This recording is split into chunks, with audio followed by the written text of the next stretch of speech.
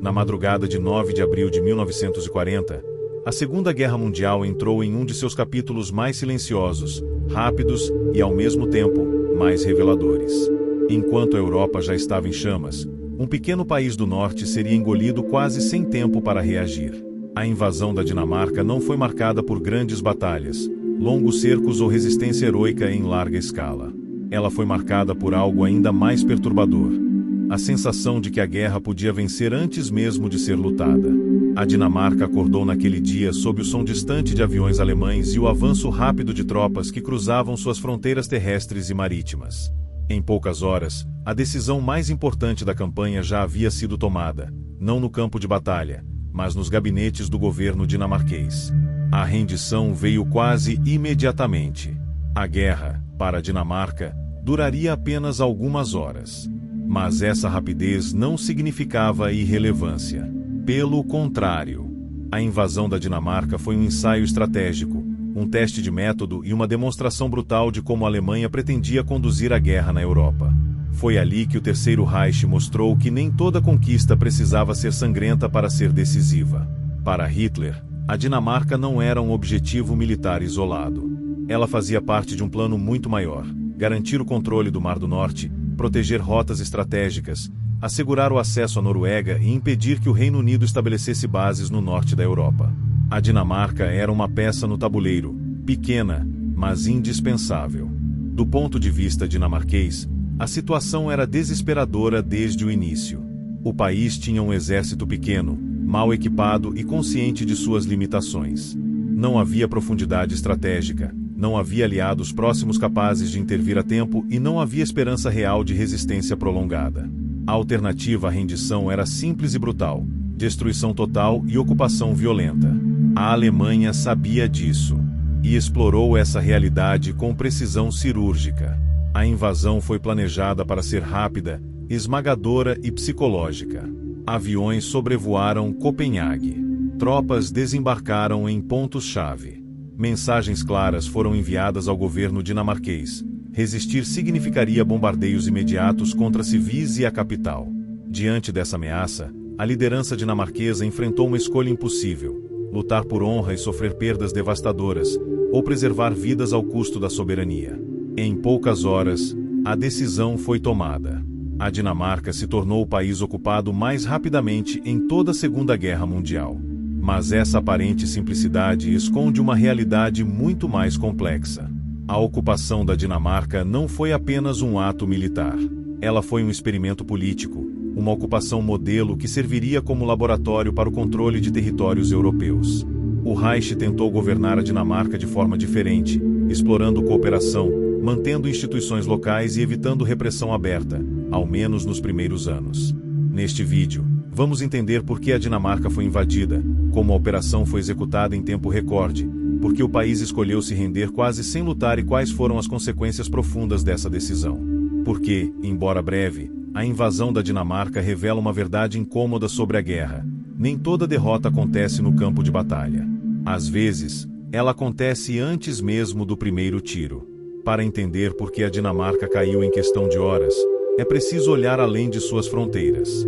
Em abril de 1940, a Europa já estava presa em um jogo de forças muito maior, onde países pequenos deixavam de ser protagonistas e passavam a ser corredores estratégicos, moedas de troca em uma guerra travada por potências industriais e militares muito superiores. Após a invasão da Polônia, em 1939, o conflito havia entrado em um período estranho conhecido como Guerra de Mentira. No papel, França e Reino Unido estavam em guerra com a Alemanha, mas, na prática, pouco acontecia. Hitler sabia que essa situação não duraria. Mais cedo ou mais tarde, o confronto com o Ocidente seria inevitável. Antes disso, porém, era preciso garantir posições estratégicas fundamentais. O norte da Europa era uma dessas posições. A Alemanha dependia do minério de ferro sueco para manter sua indústria de guerra funcionando. Durante o inverno, esse minério era transportado pelo porto norueguês de Narvik, atravessando águas próximas ao território dinamarquês. Se o Reino Unido conseguisse interromper esse fluxo, o esforço de guerra alemão sofreria um golpe devastador. Hitler sabia disso. E também sabia que os britânicos estudavam seriamente essa possibilidade. Foi nesse contexto que surgiu a Operação Weserübung, o plano alemão para ocupar simultaneamente a Dinamarca e a Noruega. A Dinamarca não era o objetivo principal, mas era indispensável para o sucesso da operação. Sem controlar seu território, a Alemanha não conseguiria garantir linhas de suprimento seguras, nem proteger o acesso à Noruega. Do ponto de vista militar, a situação dinamarquesa era desesperadora desde o início. O país possuía forças armadas pequenas, com equipamento limitado e nenhuma capacidade real de enfrentar uma invasão mecanizada moderna. Não havia profundidade territorial para recuar, nem tempo para mobilizar reservas. Em caso de ataque total, a derrota era certa. A única variável era o custo humano dessa derrota. Os líderes dinamarqueses tinham plena consciência disso. Eles sabiam que resistir não significaria vitória, apenas destruição. Copenhague, uma cidade densamente povoada, estava completamente vulnerável a bombardeios aéreos. A simples ameaça de ataques contra civis colocava o governo diante de um dilema moral extremo: lutar por soberania ou proteger sua população. A Alemanha explorou essa fragilidade com frieza calculada. A invasão foi planejada para ser rápida o suficiente para não dar tempo de reação e intimidante o bastante para forçar uma decisão imediata. Não era apenas uma operação militar, era uma operação psicológica.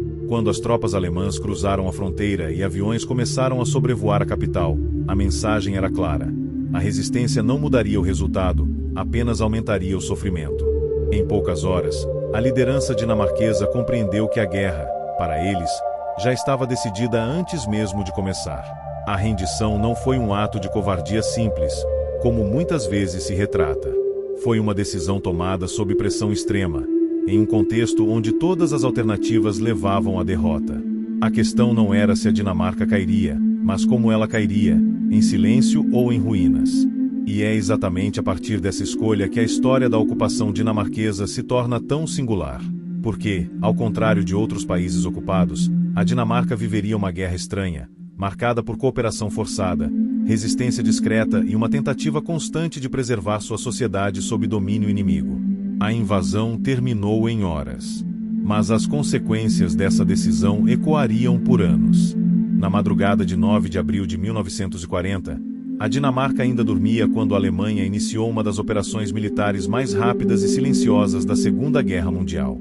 Sem declaração formal de guerra, tropas alemãs começaram a cruzar a fronteira sul do país enquanto navios de guerra se aproximavam de portos estratégicos e aviões sobrevoavam as principais cidades. A operação fazia parte da Operação Weserübung, o plano alemão para dominar o norte da Europa. O ataque foi cuidadosamente calculado para causar choque, confusão e intimidação imediata. Não se tratava de vencer batalhas, mas de impedir que elas acontecessem.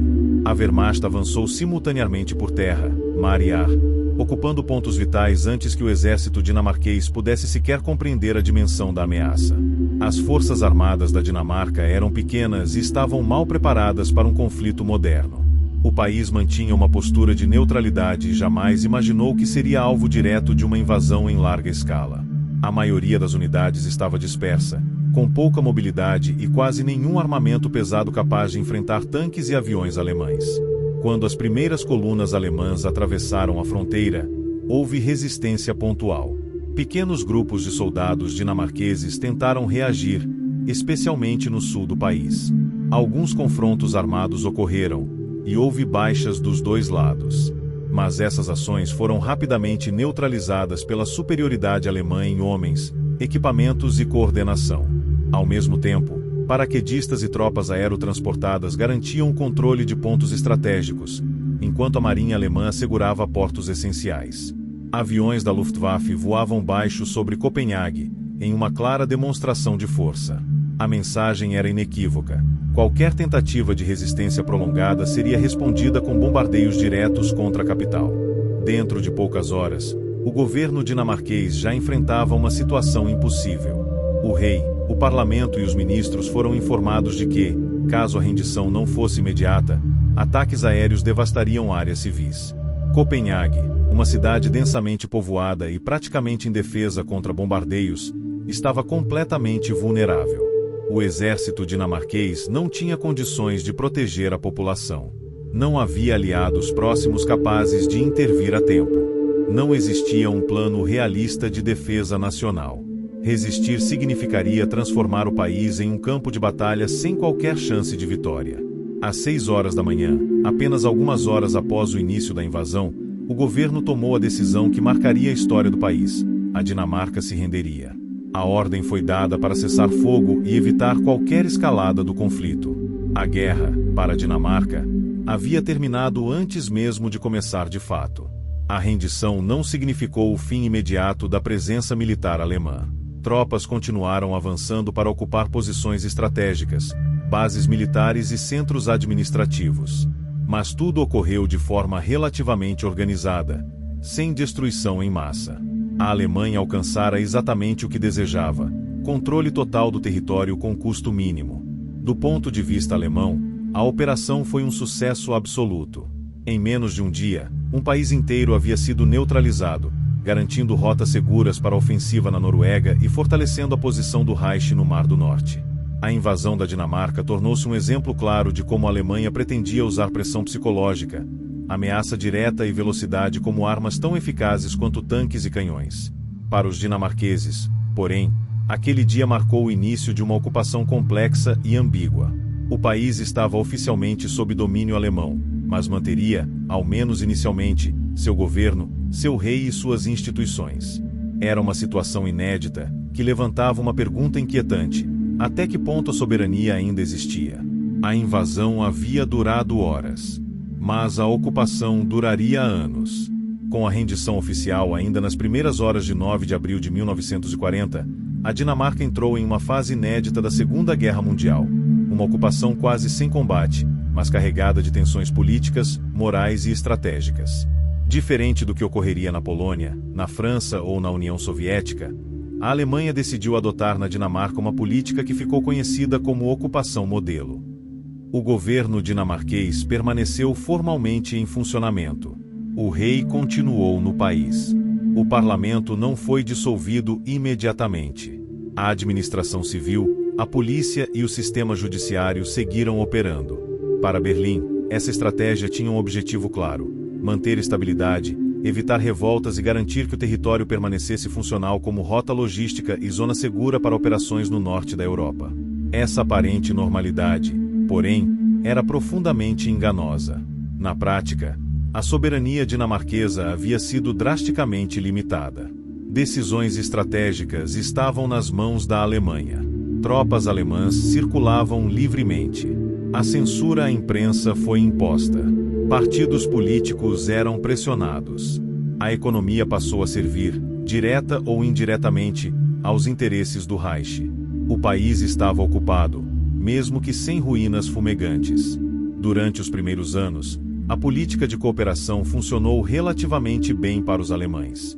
A população, chocada pela rapidez da derrota, buscava preservar a vida cotidiana.